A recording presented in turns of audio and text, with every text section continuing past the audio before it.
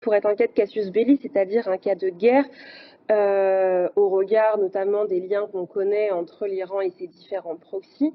Mais même indépendamment de ça, parce que cela suppose la démonstration de liens qui, bien qu'ils soient connus, est plus difficile à rapporter, même indépendamment de ça, l'action militaire israélienne est parfaitement caractérisée. Et notamment, c'est assez intéressant et ça a été assez peu évoqué, l'Agence internationale de l'énergie atomique, qui donc était l'agence en charge un peu de surveiller l'Iran par rapport à son programme nucléaire, a voté une résolution le jeudi 12, donc juste avant l'opération militaire israélienne, disant et actant le fait que l'Iran ne respecte absolument pas ses engagements au titre des conventions auxquelles il est parti. C'est-à-dire que le constat d'un Iran qui ne respecte absolument pas les engagements qui sont les siens, ce n'est pas seulement une perception complètement unilatérale d'Israël, c'est l'Agence internationale de l'énergie atomique qui a voté cette résolution. Et c'est assez important de le noter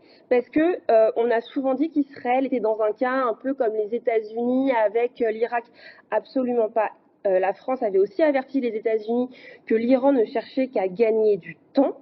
Et donc, lorsqu'on regarde finalement les critères aujourd'hui du droit international qui sont qu'une défense doit être immédiatement nécessaire, écrasante, sans autre choix de moyens et sans délai pour délibérer, on est très clairement dans ce cadre-là.